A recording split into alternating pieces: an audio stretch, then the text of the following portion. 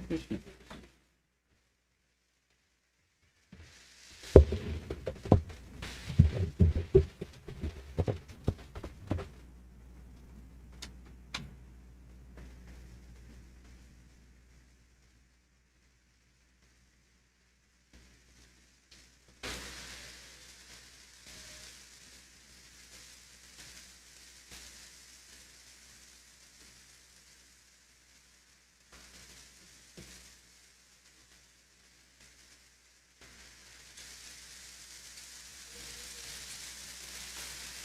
You have that book, Hari.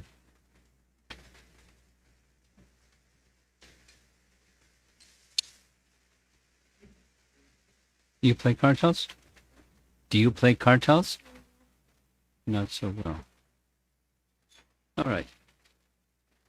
Jaya Radha Madhava Kunja Bihari Jaya Radha Madhava Kunja Bihari Jaya Radha Madhava Kunja Bihari Jaya Radha Madhava Kunja Bihari Gopi Jana Balabha Girivardhari Gopi Jana Balabha Girivardhari Gopi Jana Balabha Girivardhari Gopi Jana Balabha Girivardhari Jasodanandana Vratajanarandana Jasodanandana Vratajanarandana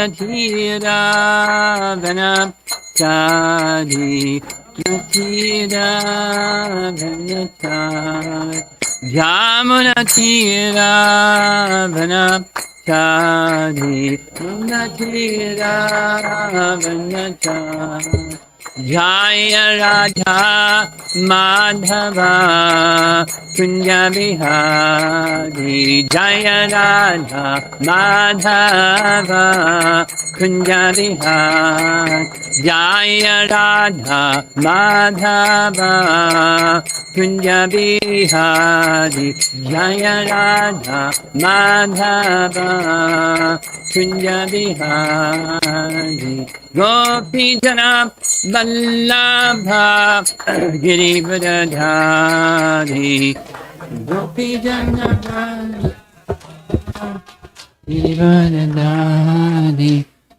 Gopi Jana Vallabha Girivardhari Gopi Jana Vallabha Girivardhari Jasodanandana Brajajanaranjana Jasodanandana Brajajanaranjana Yamuna Tira Vana Chadi Tira Vana Chadi Yamuna Tira Vana Chadi Jaya Radha Madhava Kunja Bihari Jaya Radha Madhava Jaya Radha Madhava Kunja Bihari Madhava Kunja Bihari Jayom Vishnu Pad Paramahamsa Parivijagacharya Astatara Satasi Simad His Divine Grace Easy Bhakti Vedanta Swami Srila Prabhupada Ki Gaur Premanandi.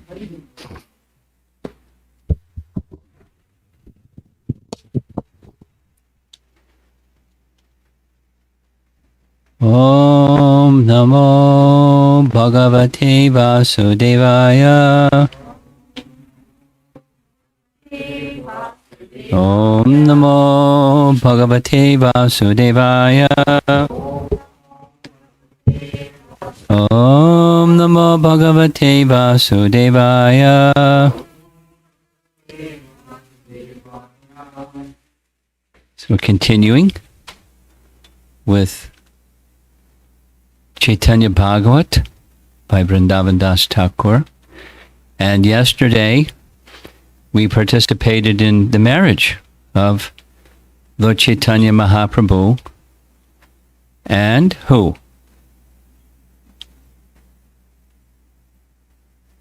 Vishnupriya or Lakshmi Priya? Vishnupriya or Lakshmi Priya?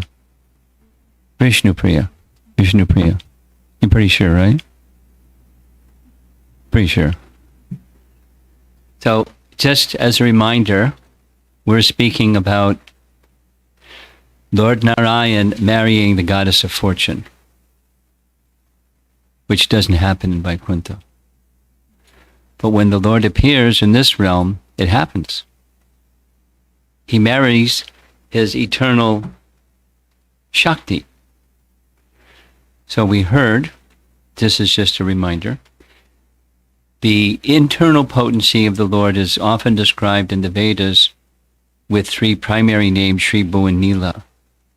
She was Vishnu, Lakshmi Priya. Lakshmi Priya. Bhu Shakti, or was Lakshmi Priya. Lakshmi Priya, Vishnu Priya, Vishnu Priya. Vishnu Priya, the first wife, is Bhu Shakti. Vishnu Priya. Then Lakshmi Priya was the marriage we heard about yesterday. That's the Shri Shakti of the Supreme Lord. And Navadvip Dham is Nila Shakti. That is, the Lord manifests his Dham through his internal potency. Now we also hear, you've heard this before, I'm sure. Well, probably. And that is, Balaram has some role to play in manifesting the Lord's Dham, correct? Balaram manifests the paraphernalia of the Lord, like the mridanga, musical instruments, his shoes. We heard yesterday the Lord had his Brahman thread, which was Lord Ananta, an expansion of Balaram around his shoulder. The paraphernalia of the Lord, his umbrella, his bed, his seat, these paraphernalia items, and the Dham, they're manifest by Balaram. So Balaram does through Shakti also. So he has his Shakti through which he does these things. So it's not a contradiction, is my point. The Dham, Navadvip Dham, is the manifestation of the Lord's Nila Shakti. Lakshmi Priya is the manifestation of his Sri Shakti, and Vishnu Priya was the manifestation of his Bhu Shakti. Now also we heard, and I did a little research from yesterday, again and again, the author, Vrindavan Das Thakur, says they observed the rituals that were conventional at the time, or common practice at the time. So there's two kinds of rituals, ones enjoined by scripture and ones that are traditional. Krishna speaks about this when he asks his father, Nanda, is this worship that you're doing, is it enjoined in the scriptures or is it a family tradition? Doesn't mean that if it's family tradition it becomes a 0, but it's not a 10 either. Because that which is scripturally enjoined one is to do, unless there's something that's superseding that or superseding that or superseding that. And the superseding that is you take shelter of the personality of Godhead. Sarvadharmam parityaja, mamekam sharanam vraja. You do that one and it supersedes all the others. But Mother Sachi, among others that observed rituals according to the common rituals of the time, one of the rituals that she observed was she went to the Ganges and worshipped the Ganges, and she also worshipped Shashti. Remember that? Sasthi. So who's Sasthi? So I did a little research, and here's, according to Bhaktisiddhanta's purport, in Adi Leela chapter 15, it makes reference to Adi Leela chapter 4, where Sasthi is also mentioned. So here's what it says about Sasthi. And the reference is, after the birth of Nimai, Mother Sachi underwent rituals for purification, etc., etc., etc. And one of those rituals was, as they went for bath, they sang and played musical instruments. They first worshipped the Ganges and then went to worship goddess Sasthi. Who's goddess Sasthi? Bhaktisiddhanta writes, Sasthi is an imaginary village goddess. It's not enjoined in the Vedas, in other words. This imaginary village goddess is worshipped to ensure that a child will not die early, but will live up to 60 years. People say that goddess Sasthi is to be worshipped on the 6th day after a child is born. You know, it turns out that Sasthi means 6th. Here's 2 examples, because I did this research before this, this afternoon. In Puri, one of the festivals that is observed is Odanashasti. And Odanashasti is where there's a change of season. It goes from winter to whatever the next season is, I guess spring or something. And the deity of Lord Jagannath is offered fresh clothing that's starched. Do you remember that pastime? Where Pundarik Vijayanidhi objected, why are they offering starched cloth? Like really, really thick, you've seen. Really new cloth that's really heavily starched. It doesn't even bend, it's like cardboard.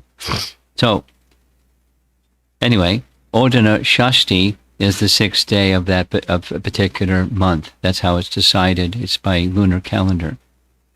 And another reference of Shashti is Prabhupada in his little journal.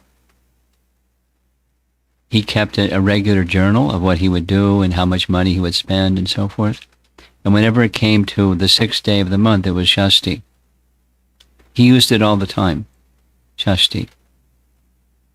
So back to the ritual that was observed, which was a local custom, on the 6th day after the child's birth, there's a ritual, and that's worship of goddess Sasthi. And the purpose of the worship of goddess Sasthi is so the child will live a long life, up to 60 years or more. This is part of the Nishkramana Sanskar, or the occasion of coming out of the maternity room.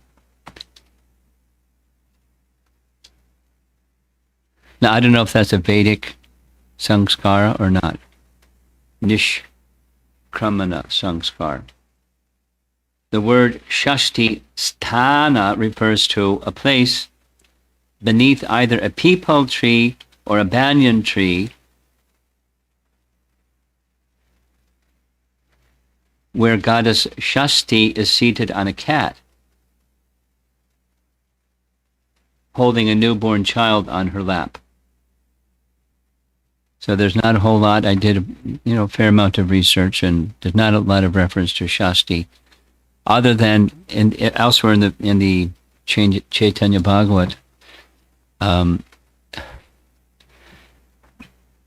Shashti in Vishahari, who is the goddess of snakes, is spoken of by the Brahmanas as, this is what materialistic people do.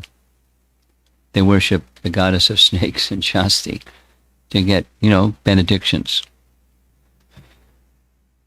Now, that's not what, it's a nice understanding.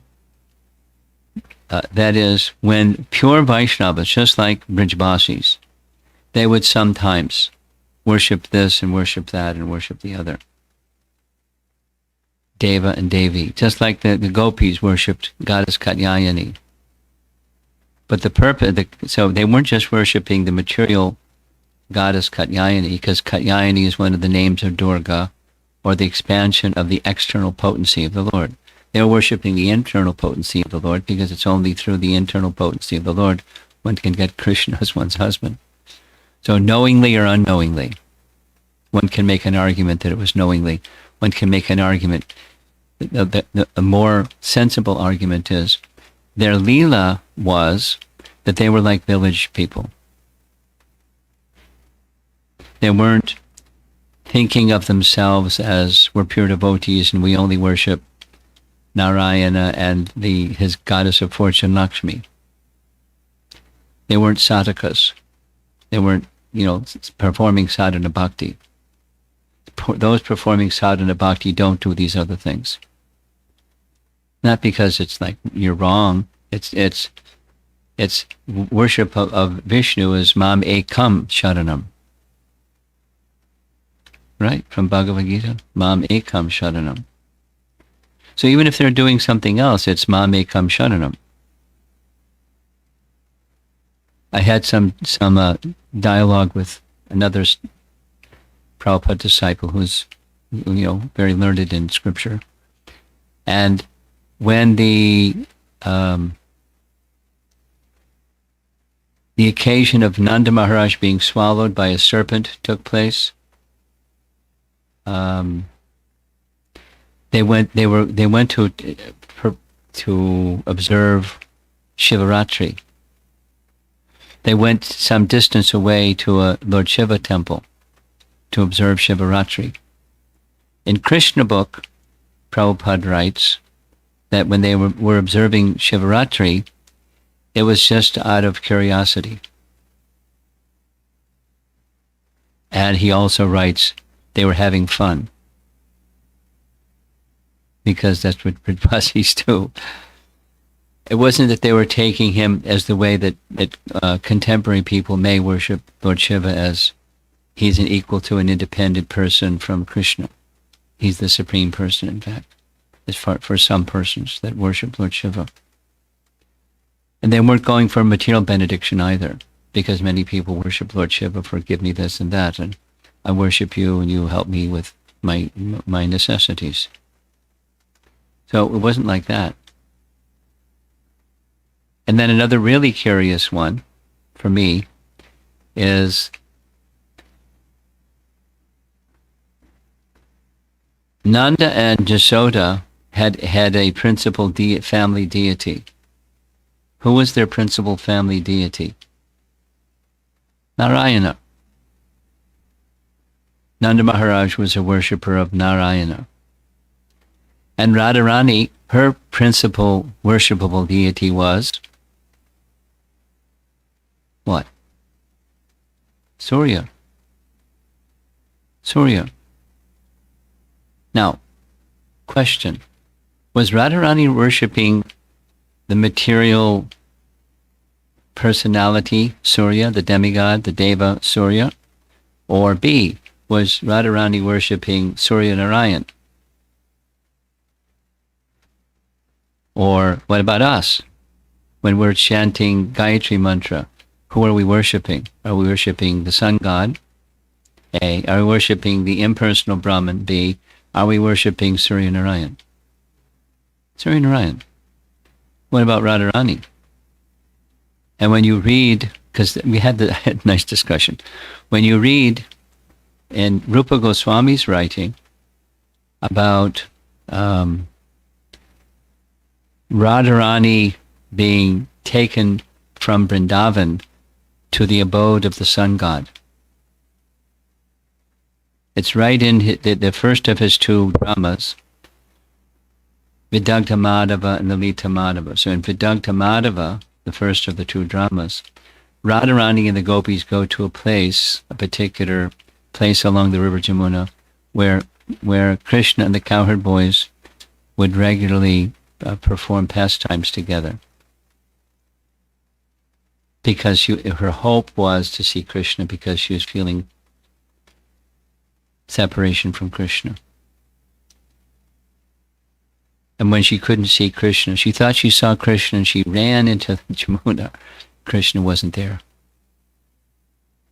So she prayed to the sun god. This is in Madhava, Rupa Goswami. She prayed to Krishna. She prayed to the sun god, please take me from here. So he came and took her. And Lalita went with her.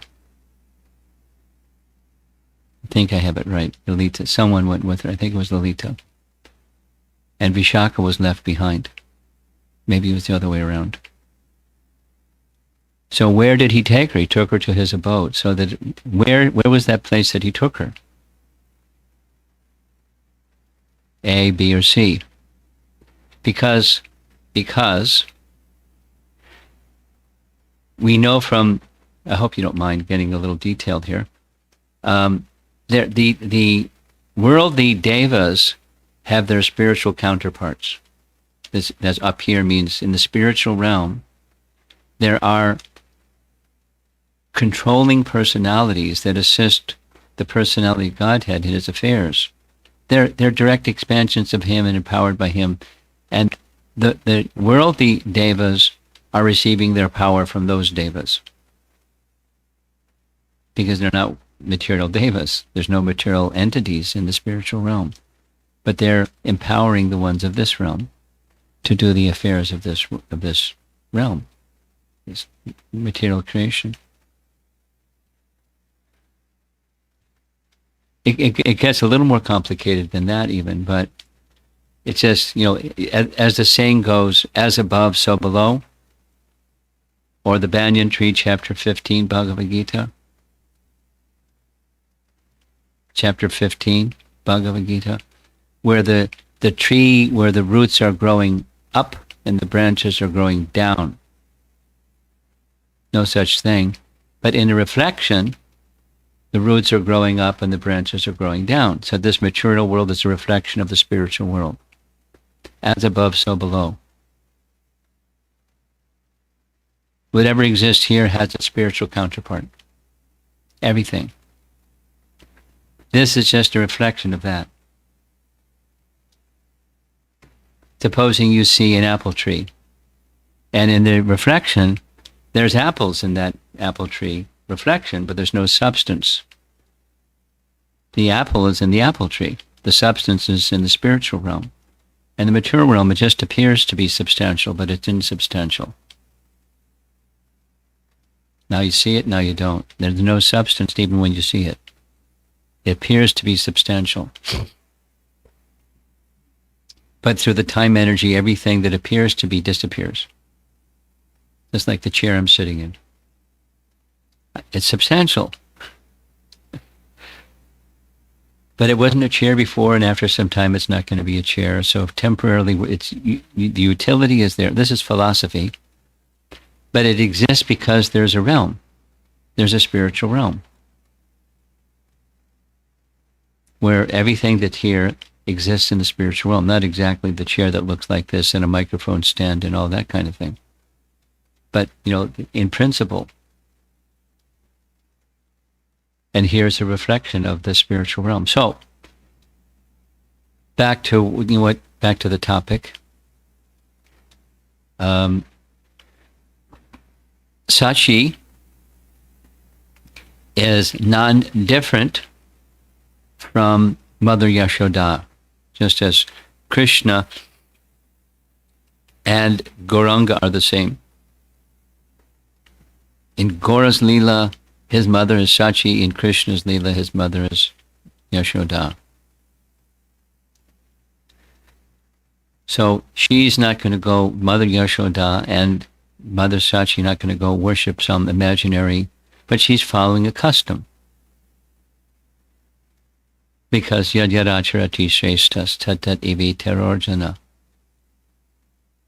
There's a reason for custom. Even it's not even enjoined in the Vedas. It's to help elevate and regulate.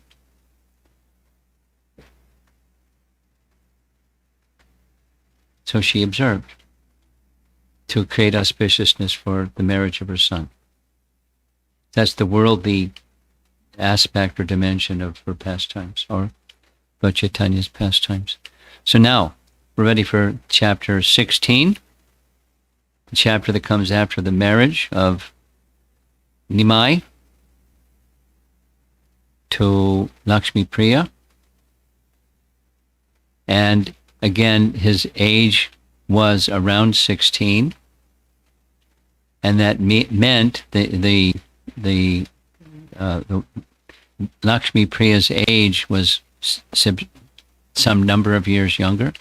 And I didn't do that research, but she was quite young, because during this period of time, marriages were done when the young boy, young girl were quite young. And they didn't, carry on romantic affairs, but they knew who they were married to. They didn't have to do the thing that young people have to do these days. So that was the Vedic culture, even up to Prabhupada's time. Now it's different today, but that's...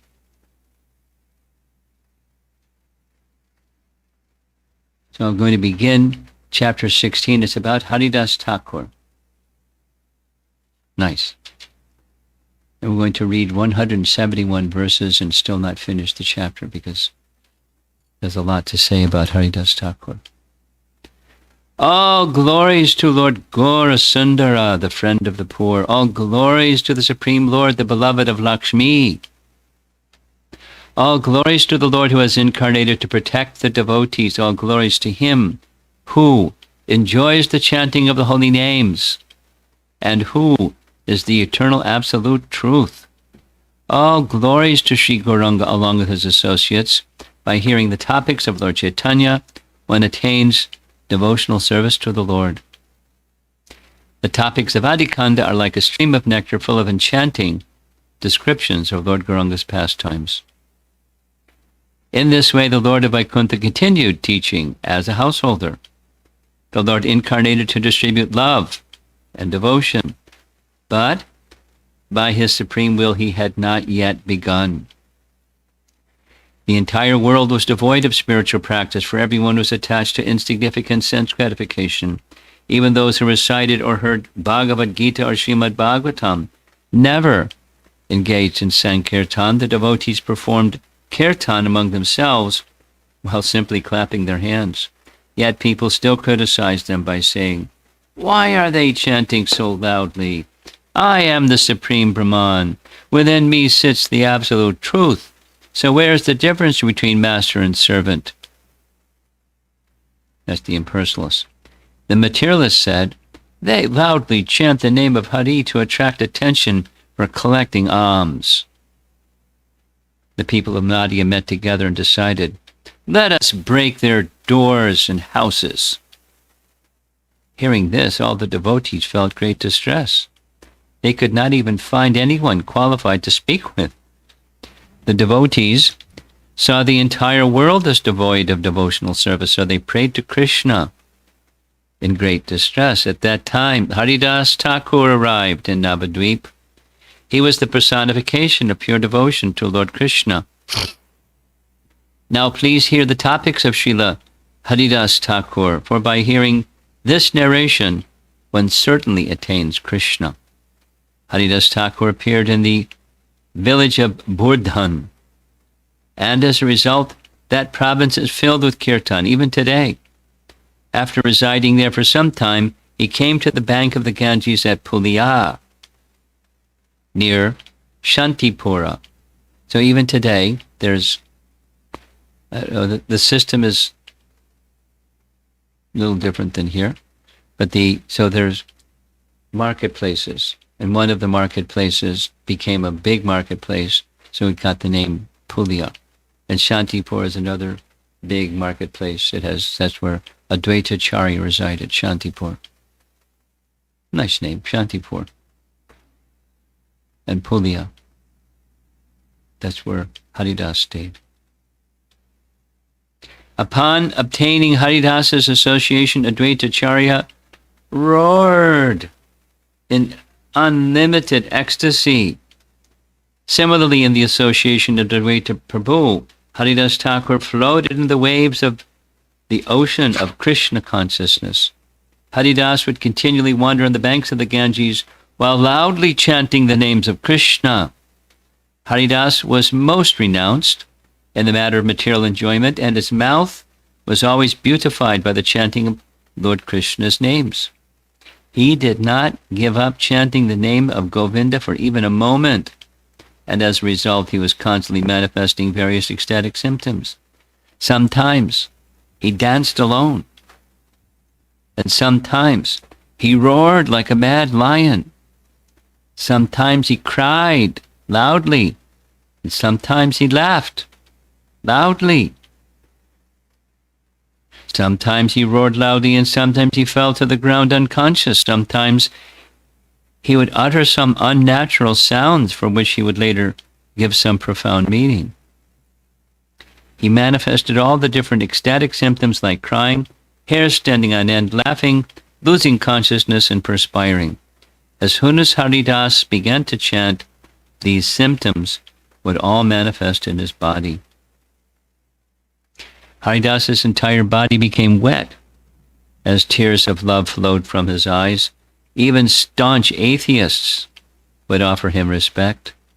Even Brahma and Shiva were satisfied to see the wonderful manifestation of Haridas's hair standing on end. All the Brahmanas of Pulya were overwhelmed upon seeing Haridas. While Haridas Prabhu resided in Pulya, everyone there developed great faith in him. Haridas would regularly take bath in the Ganges and then loudly chant the names of Lord Hari while wandering about.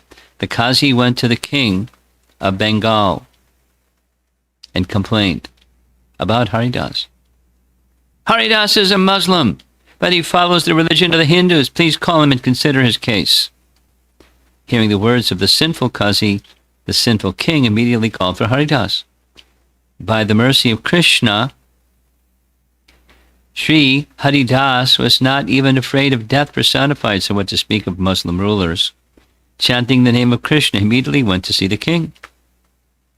Hearing about Haridas's departure to see the king, pious people felt morose in the midst of their happiness. When the respectable persons in prison heard that Haridas had come to see the king, they became pleased at heart. Haridas is a great Vaishnava. By seeing him, our distress due to imprisonment will be vanquished. The prisoners tactfully persuaded the guards to let them see Haridas without disturbance. When Haridas came there, because he was held in a prison before going to see the king, like a waiting room or something kind of thing. When Haridas came there and saw the prisoners, he glanced mercifully upon them. Seeing the lotus feet of Haridasa Thakur, all the prisoners offered obeisances to him. Haridas's hands reached to his knees. His eyes were like lotus petals, and his enchanting moon-like face was beyond compare. As everyone devotedly offered obeisances to him, ecstatic devotional symptoms manifest in their bodies. When Haridas saw the prisoners' devotion, he mercifully smiled at them. With a curious smile, Haridas gave them an ambiguous blessing. You know the meaning of ambiguous? You've heard that word before? Ambiguous. Ambiguous means hard to understand or seemingly contradictory.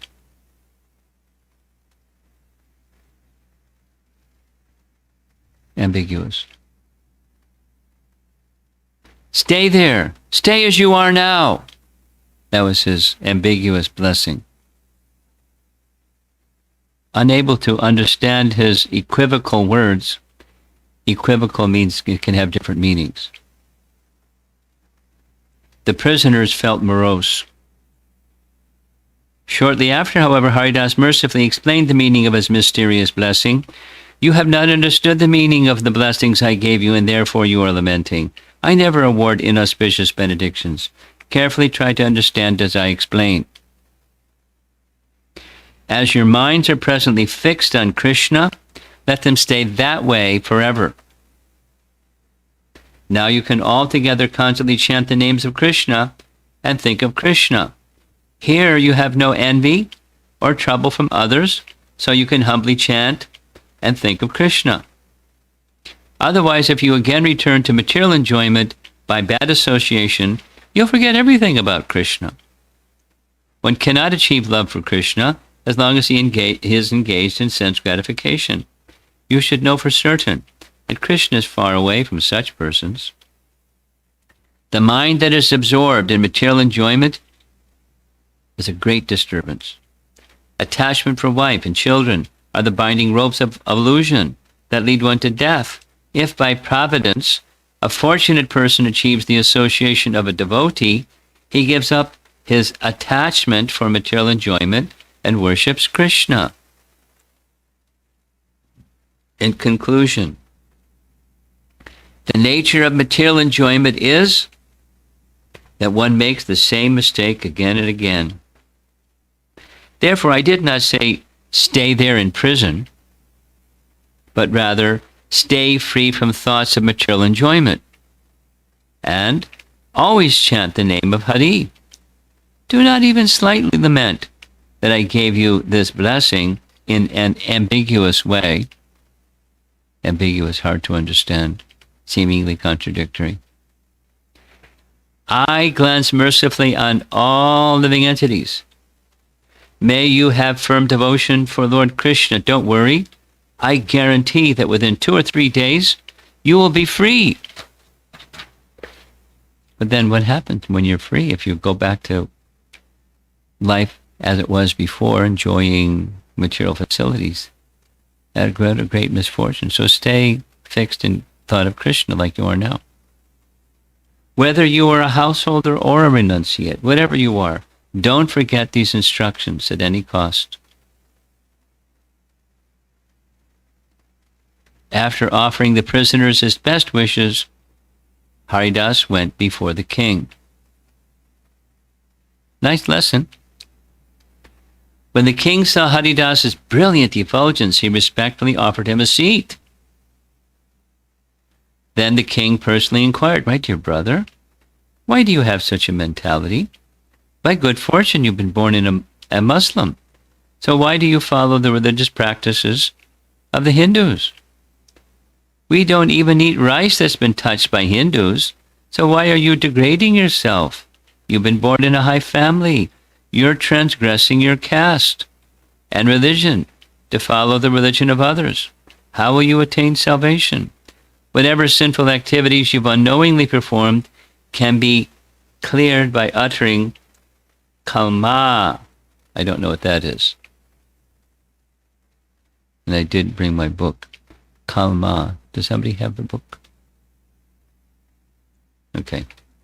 Somebody send a note to Prema Tarangani and have her look, or Raghuvanandani has a book.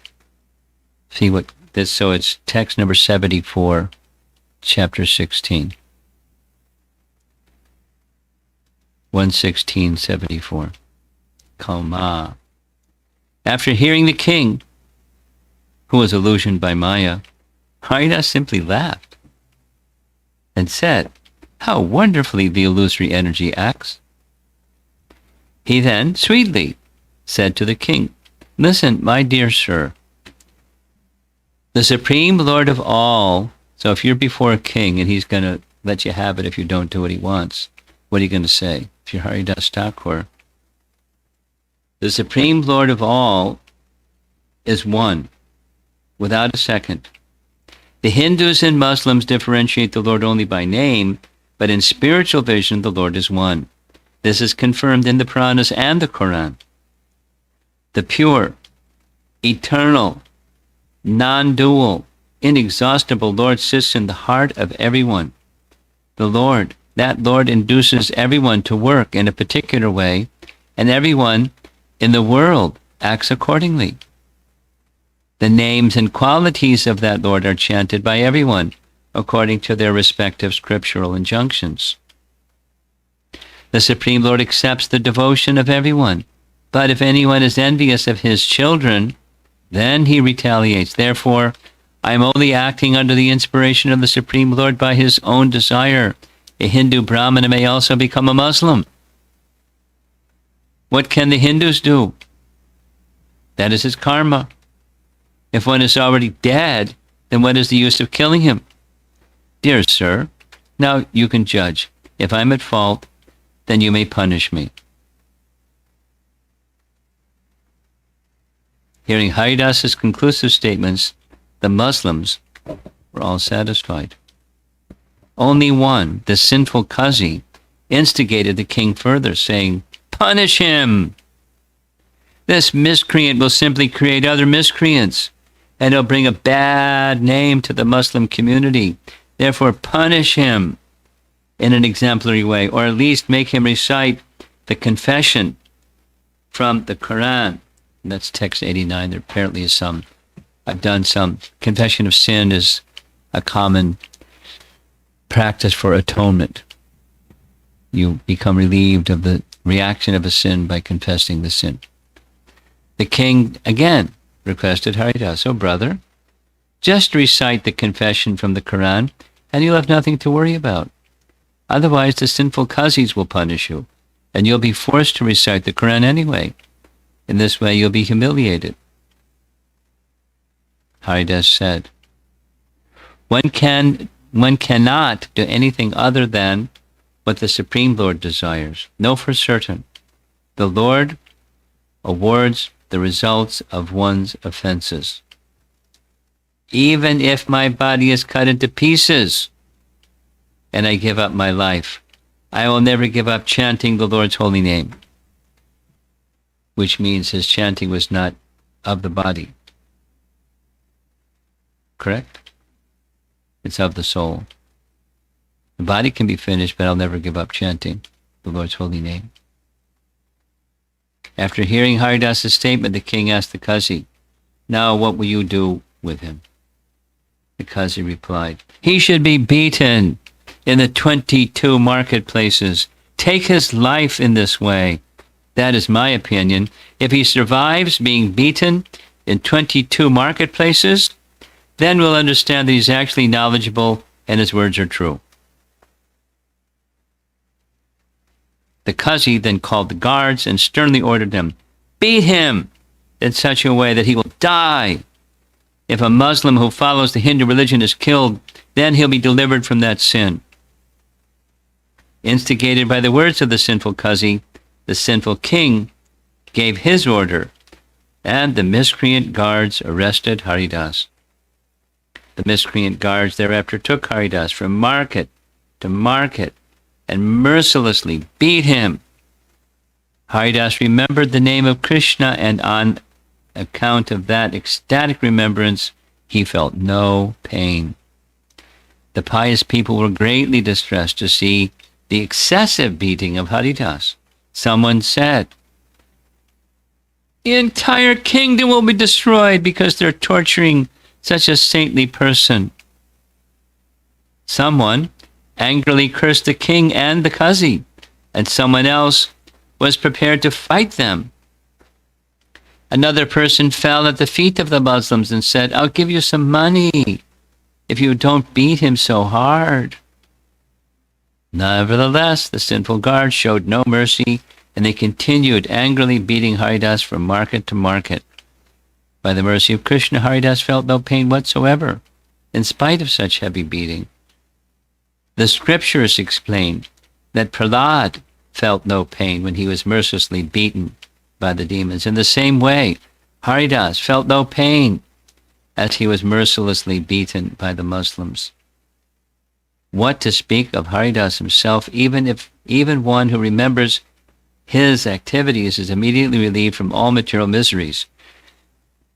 Rather, Haridasa felt sorry for the sinful guards who were engaged in beating him, and he prayed, "Oh Krishna, be merciful on these living entities. Forgive their offense of torturing me." Sounds familiar? Prabhupada would often speak about the statement that Christ made when they were crucifying him. Please forgive them. They don't understand what they're doing. Now that's celebrated and well known, at least in the Christian world. And Haridas is saying exactly the same thing. In this way, the sinful guards beat Haridasa Thakura in various marketplaces. They beat him severely in order to kill him. But Haridas was not even disturbed by their beating. The Muslims were astonished to see this and thought, can a human being survive after such a beating? If we beat someone in 2 or 3 marketplaces, they die. But we've beaten him in 22 marketplaces, they all thought. He has not died, and moreover we see that he's smiling. He's a powerful saint. The Muslims then said, "Oh, Haridas, we'll be killed because of you. Although we've beaten you so much, you're still alive, therefore the Qazi will kill us." Haridas smiled and said, "Oh, if my remaining alive creates a problem for you, then I will give up my body right now." After saying this, Haridas entered into deep meditation on Krishna. Haridas, who was endowed with all mystic powers, then became motionless and stopped breathing.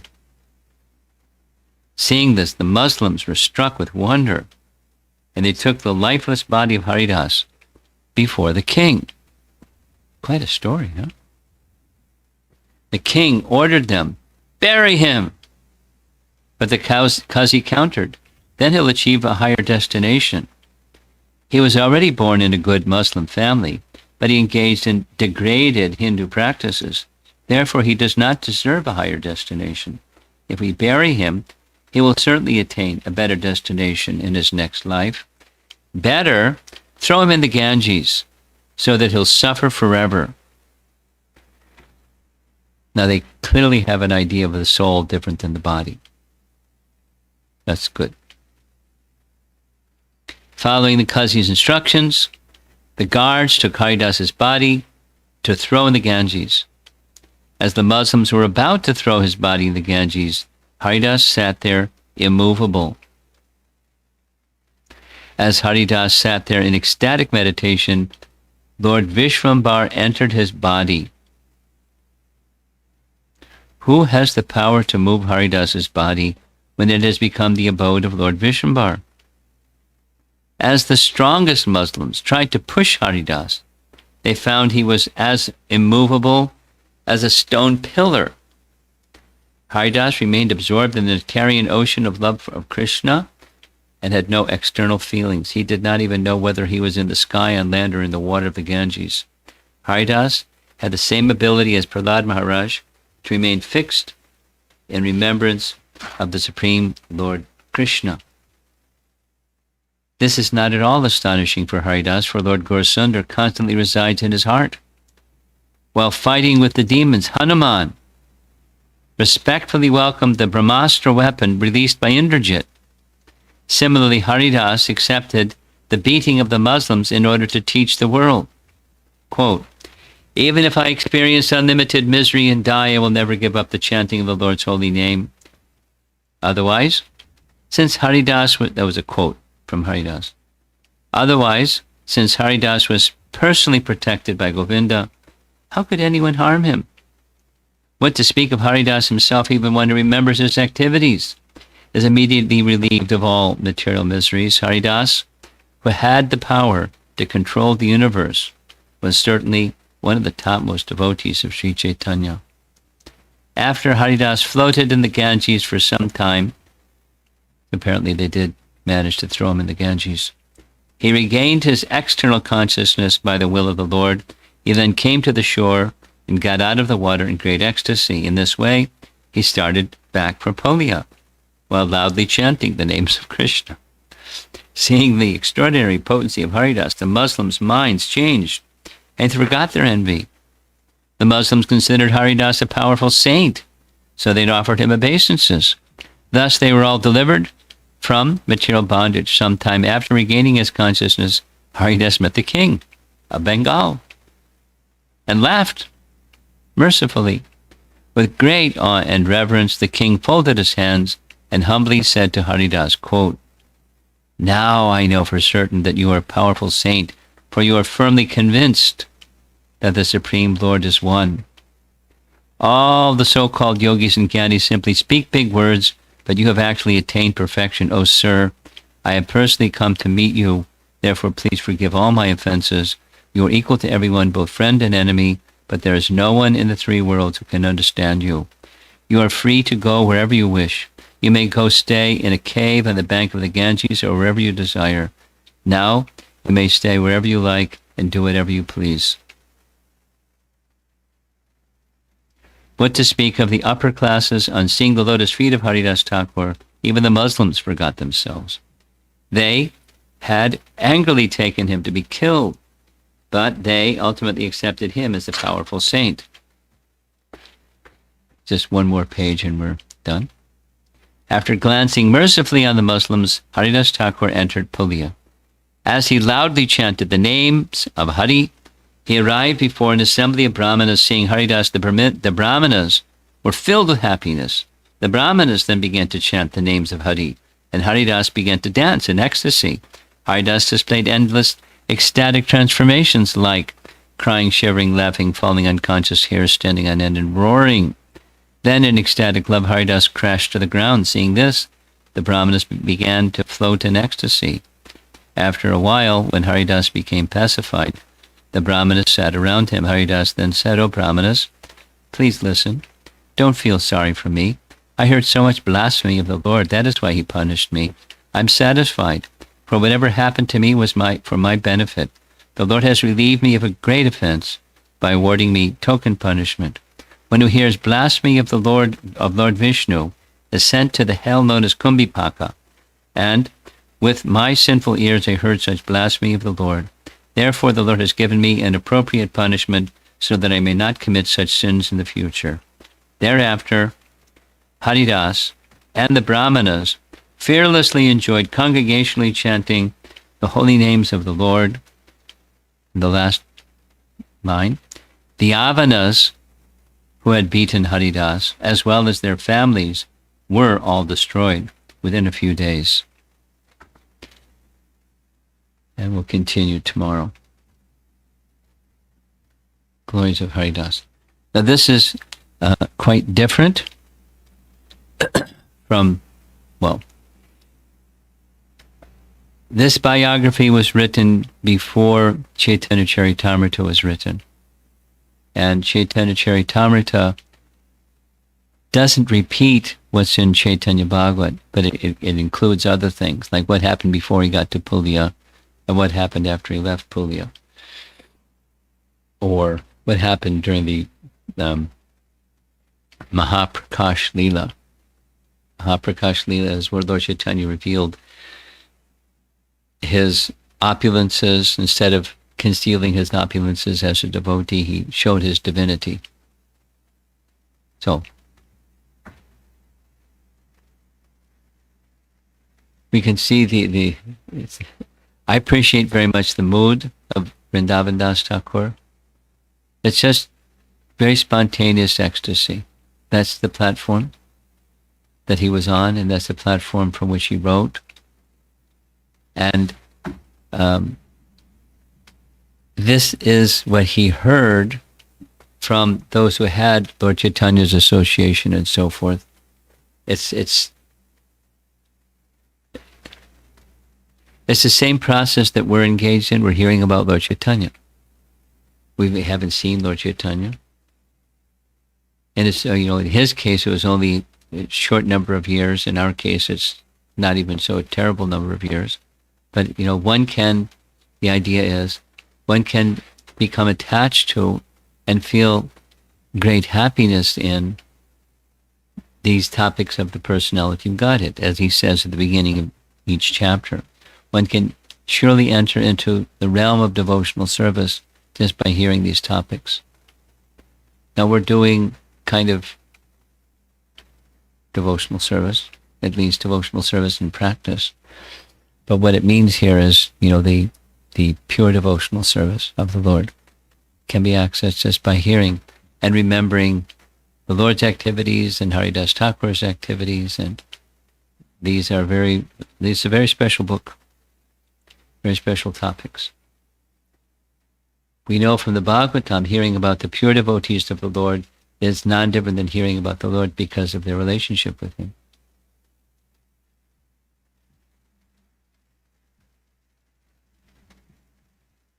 So to be continued tomorrow. And I see it's 7:30. Yeah, 7:30. To see if there's some discussion. You have something.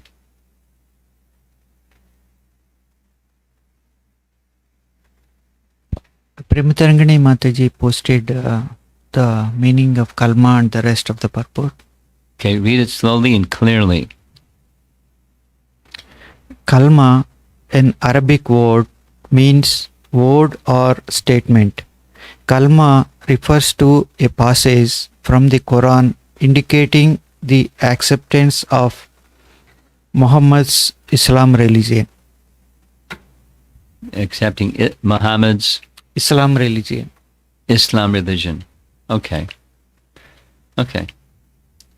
And rest of the purport, considering that Haridasa Thakura was related to him as his brother, the Mohammedan king told him, I want to know why you have been degraded like this.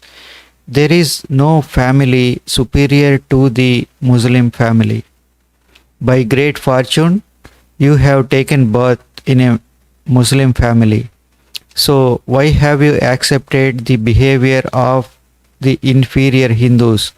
We do not eat rice touched by the Hindus because they are low class. You have taken birth in a great family, so it is not proper to degrade yourself into a low. How will you be delivered after death if you transgress the Mohammedan religious principles and following other religious principles? Give up such sinful behavior and recite the Chahara Kalma, when you will be freed from the sin incurred by following the Hindu religion. Very clear.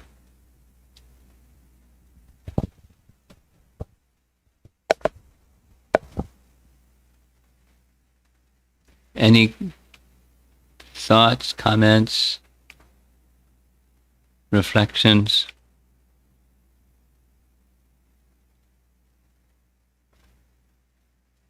Off topic?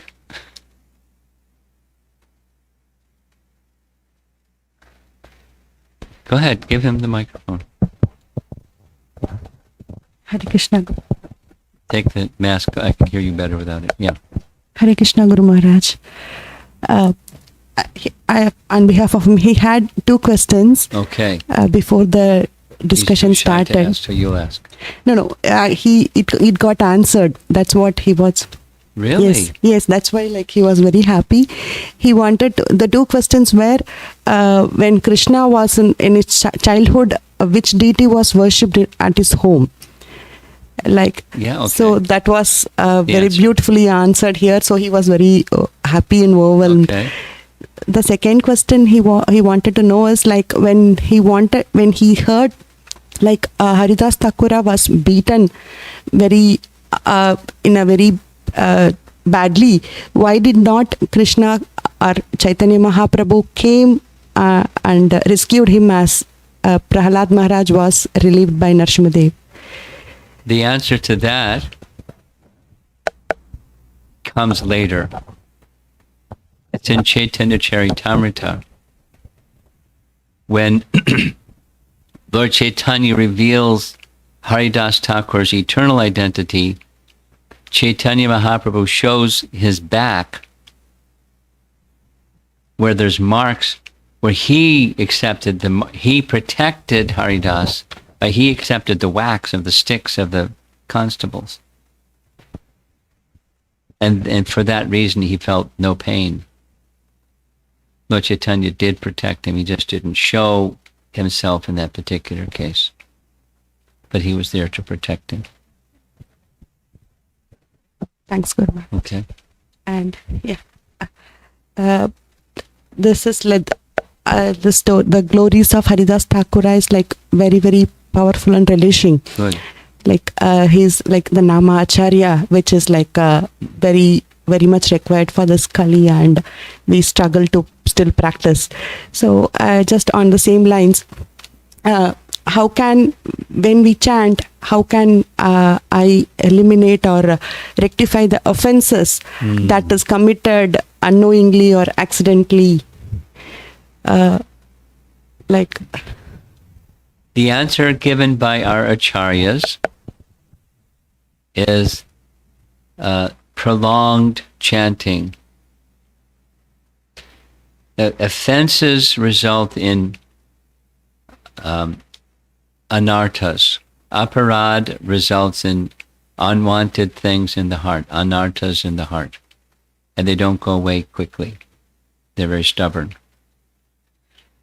Reactions to sin is more quickly dissipated than reactions to offense.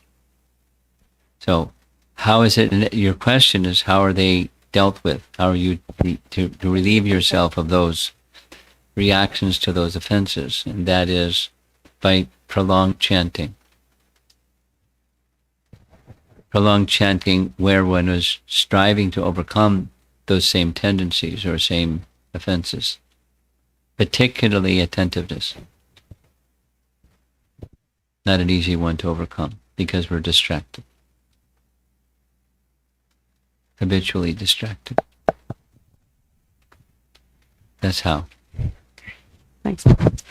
And similar to this, like when we keep hearing the nice glories which are relishing, the little hesitation is when I try. It is like we are tempted. We are at what to say. We wanted to share the glories with everyone that we come across or that we meet, or when we want to discuss the nice pastimes with a deep faith, confidence, and submission. But like sometimes I feel little hesitant to open up this topic with when I'm not surrounded by the like-minded people. Or Yes, that's correct. You should be careful. okay. So you can minimally, and you don't go to the maximum, you go to the minimum, depending upon the circumstance. The minimum is chant and be happy. Or chant and just like, the all misgivings and reactions to sins can be destroyed. So sometimes I feel that, okay, should I really open up, or am I really qualified to begin up? So that hesitates. Your qualification isn't the main barometer. The main barometer is the disposition of the other person. And, so it's, we don't describe the intimate glories of the name, but we have to say something because that's going to help them. So chant to be happy, or chant and your misfortunes will go away.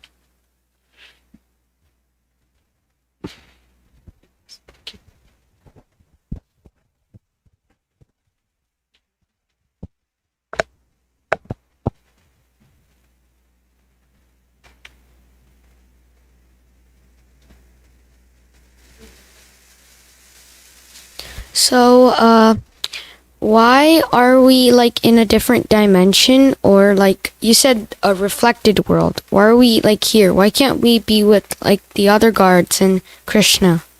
We can be. But it's not just like doing a U-turn. Or No, I mean like, why are we here? Because we wanted to be here. really?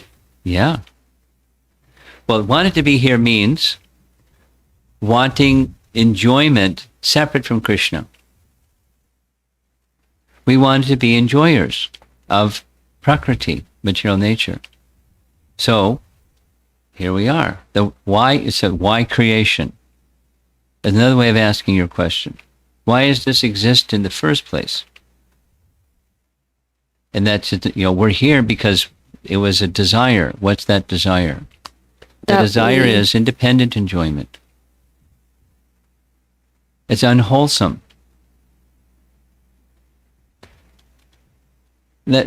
Supposing this, just so you to get a picture of my answer to your question, my response. Once upon a time, this was just forests, and some time passed, and some settlers came. Yeah.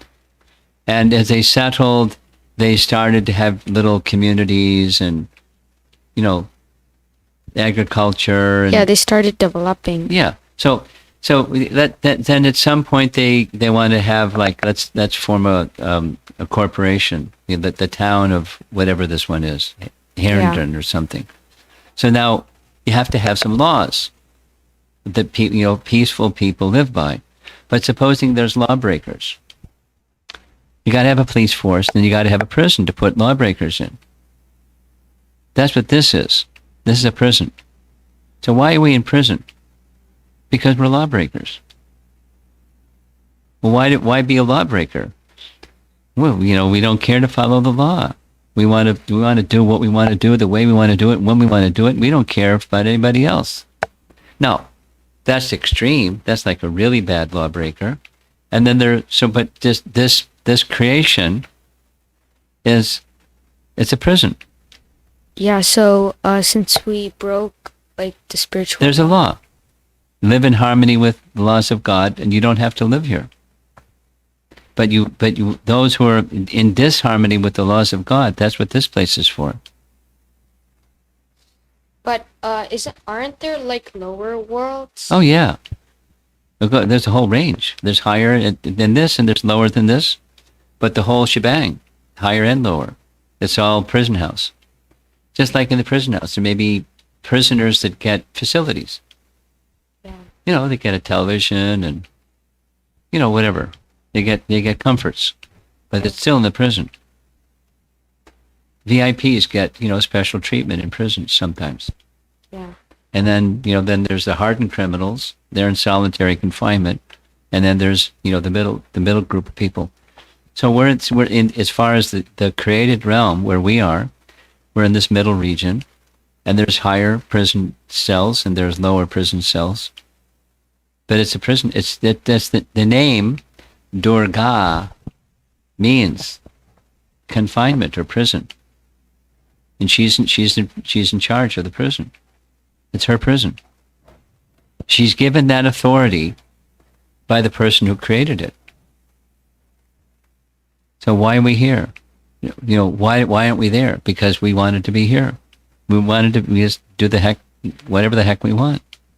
We wanted to be enjoyers of Prakriti. But that's the facility of Purusha. That's Krishna. He's the supreme Purusha. We wanted to be Purusha. We wanted to be little enjoyers. So here we are, trying to have fun. Okay. There is an option. What's that?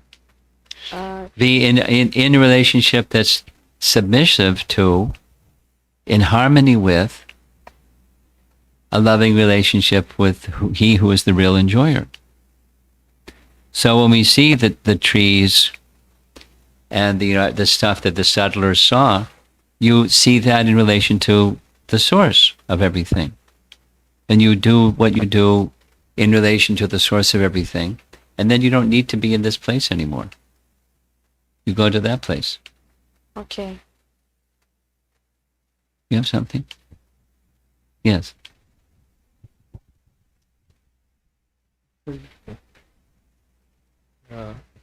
For extension of so the question, so if we are struggling anything, we have to chant more. Chanting will resolve that. That is what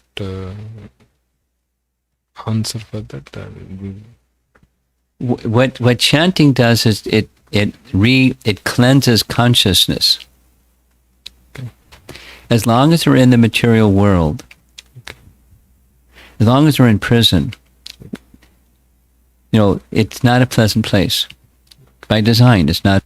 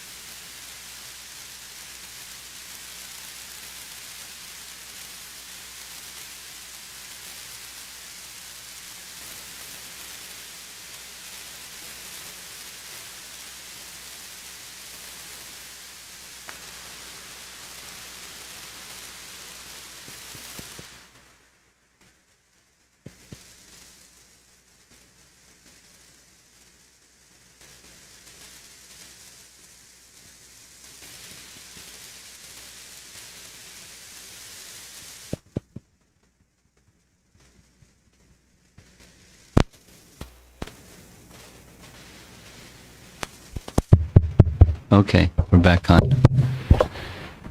Anyone else? Yes. Just Okay, keep going. one question, Guruji. Follow up, yeah. Yeah. So Haridas was beaten by 22 places. Haridas was beaten by 22 marketplaces. Yes, he was. Yeah, but still he sustained because of Krishna, or Yeah, he was protected. Like Prahlad was protected, he was protected. okay. Guruji. That's all.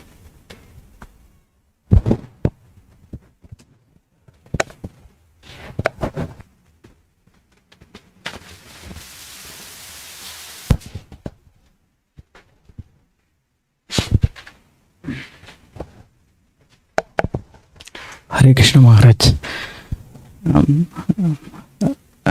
How we can take this Maharaj for Haridasa Thakura?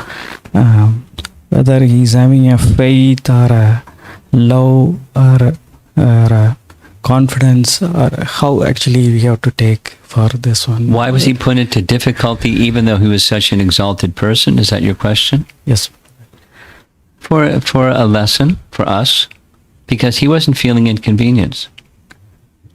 In this world, there are people who are envious. In this world, there are people who are sectarian.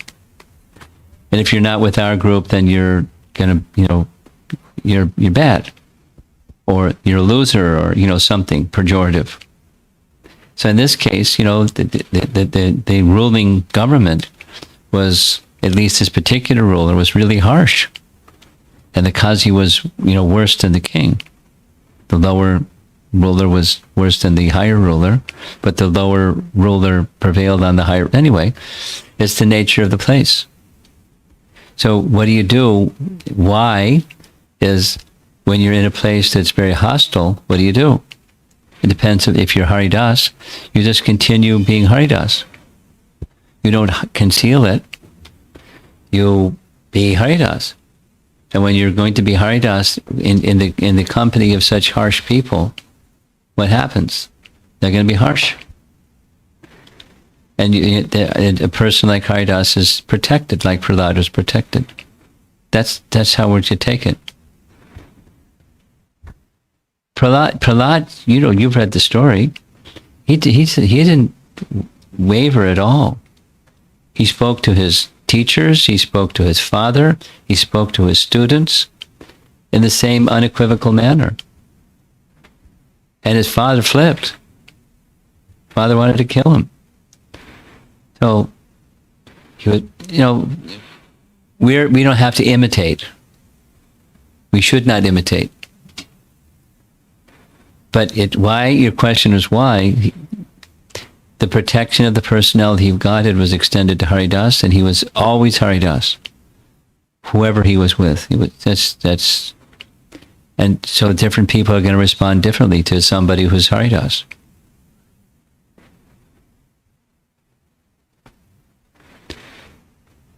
It's not new that, Muslims can be really outrageous, and, without going into it. Some persons are like that. So apparently this particular Qazi was like that. And it's not all one, category. The previous Qazi, when Lord Chaitanya began the Sankirtana movement, he was threatening, but he didn't do what this fellow did. So, for the Lord's pastime, he was protected. There's other things that later in Chaitanya Bhagavata, there's further detail of things that Haridas did that were just like transcendental. He was mystical and a great lover of the holy name. So he did pastimes according to the indication of the Lord of his heart, exactly as he said.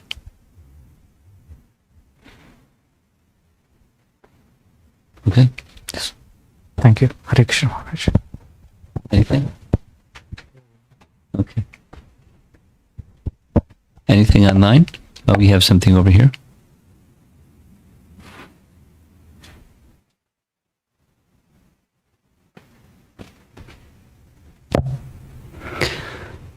It's nice to hear about Haridasa Thakura, and it's very amazing how after all this happened, he went back to king again to show himself.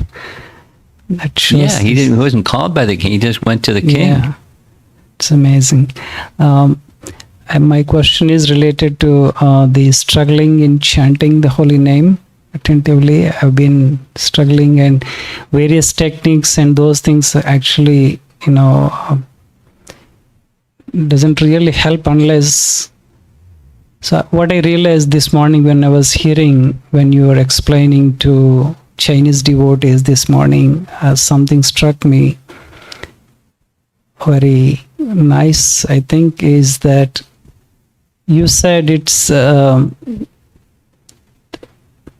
treating something spiritual as material. You mentioned that Yes. Prabhupada is not ordinary, of course. I firmly believe that, and his movement is not ordinary, and things that are happening in this moment are not ordinary, and seeing things that are spiritual as material is an offense. Yeah. So I realized that I think it's my mind is wavering between that and this. Sometimes it wavers to the further end. So my question is, I think that's where my problem is. Well, that's not a question, it's a statement. My question is, how do I overcome that? You understand what the problem is and realign yourself again and again and again. Abhyasa yoga yuktena. And call for mercy because you can't do it alone.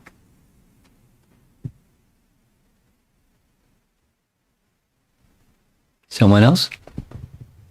It's easy to say. It's another thing to do. And you're welcome to a lifetime of realigning yourself and continue to strive and go more deeply and call for mercy. Online? Yes? Are you going to read or he's going to read?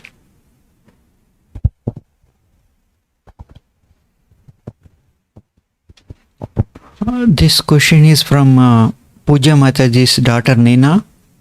How can we apply all of Krishna's teachings in our lives? Associate with devotees. And they will, by that association, it will naturally happen.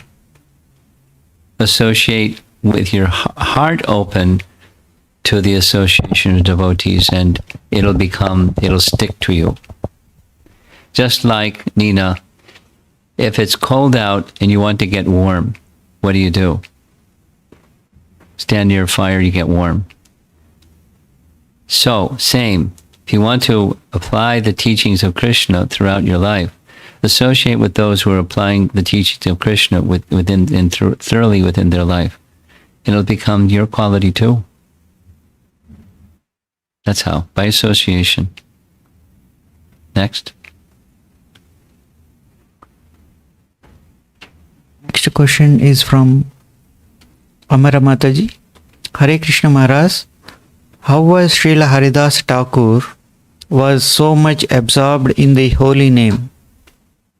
And second one is, we do not hear him graduating from Namabhas to Suddhanam. Did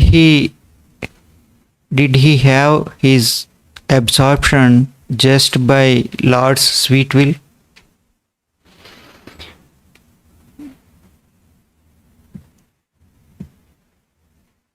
The first question wasn't clear. The second question was, we have no indication other than from the earliest stages of his life, he had a natural attraction for Krishna's name, even though he was born in a different family. So where from that came, it doesn't say. We don't know where it came from, nor do we know, did it start with Namabhas and went to Chudanam. He just had a natural attraction for the name. That's all we know.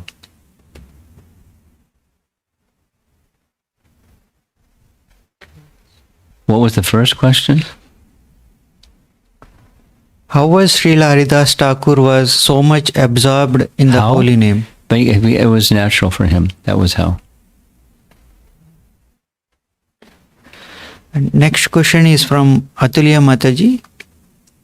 When we try to dedicate chanting for someone, the focus moves to that person. Should the focus be on the person or Krishna? You know the answer. The answer goes, the focus goes to Krishna, and the benefit of that focus to Krishna goes to the other person. The focus goes to Krishna. And the mood of may another benefit goes to the other person just by the mood, but the focus is to Krishna. Otherwise, the effect will be less. That's it. Okay.